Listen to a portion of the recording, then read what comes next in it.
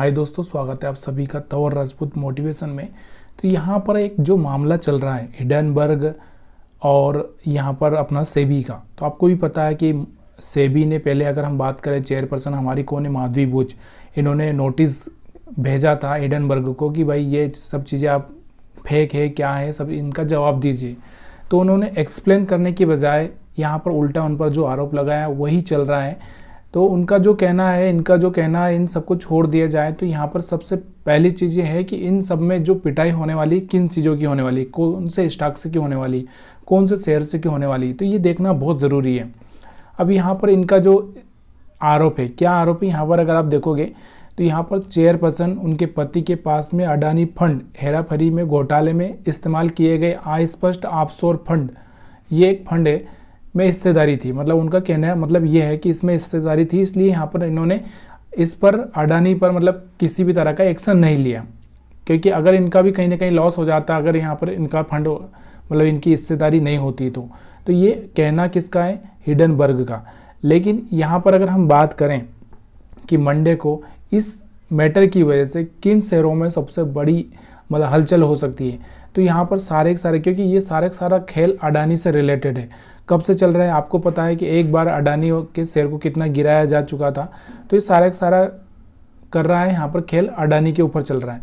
तो अडानी को कैसे करके गिराना है या फिर अडानी की जो चीज़ें हैं वो बाहर लाना है, तो यहाँ पर इनके बीच में जो भी हो, लेकिन मेन जो पर्पज़ है सिर्फ और सिर्फ यहाँ पर आपको ट्रेडिंग करना है। आपको ट्रेडिंग करना है तो आपको फोकस करना है सिर्फ मंडे पर। किन स्टॉक्स पे, तो अडानी के सारे स्टॉक्स हैं जिन पर आप फोकस करके रख सकते हैं कि उनमें क्या हो रहा है। इन्वेस्टर जो है, मतलब जो एक तरह से हम बात कर सकते हैं, जिन लोगों ने पैसा लगाया वो क्या करना चाह रहे हैं, उसमें बाय करना चाह रहे हैं, सेल करना चाह रहे हैं, या क्योंकि बाय तो करेंगे नहीं, सेल कर रहे हैं तो फिर एक बड़ी गिरावट आने लगेगी।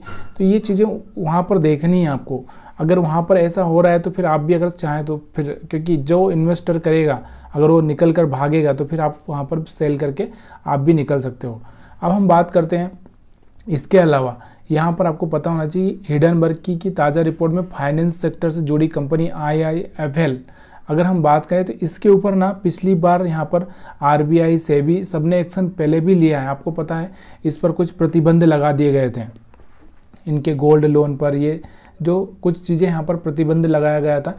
तो यहाँ पर इसका नाम आ रहा है, तो यहाँ पर इसकी पिटाई तो बराबर होने ही वाली है। तो इस चीज़ को ध्यान देना है आपको कि अगर इस पर पिटाई होती है तो अगर आपका होल्डिंग है क्या नहीं, तो ये आपको क्या करना है वो तो आपकी खुद की अपनी मर्जी, लेकिन यहाँ पर इस पर आपको ध्यान देकर चलना है। उसके अलावा यहाँ पर दूसरी कंपनी है, यहाँ पर नेक्सस सिलेक्ट ट्रस्ट, जिसका कि यहाँ पर फिर से इसका भी जिक्र हुआ है।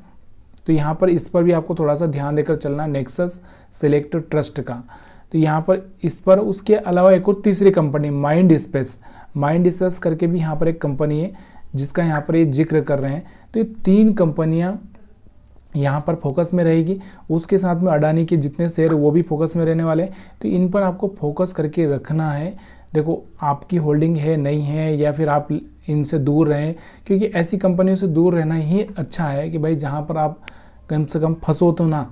अगर हाँ, अडानी में बहुत सारे लोगों की हिस्सेदारी होगी, अडानी में अगर हम बहुत सारे लोगों ने बाई करके रखा है, और देखो जहाँ तक है अभी तक अडानी ने एक अच्छा सा रिटर्न भी दिया है, लोगों को रिटर्न चाहिए होता है, तो वहाँ पर अडानी में मेरे को कुछ खास लग नहीं रहा है, लेकिन फिर भी आपको थोड़ी बहुत गिरावट देखी जा सकती है। इस बात का आपको थोड़ा सा ध्यान रखना है। वीडियो देखने के लिए आप सभी का बहुत बहुत धन्यवाद। यहाँ पर हम किसी भी तरह की बाइंग सेलिंग की सलाह नहीं देते हैं, सिर्फ न्यूज़ का एनालिसिस करते हैं। वीडियो देखने के लिए आप सभी का फिर से एक बार बहुत बहुत धन्यवाद।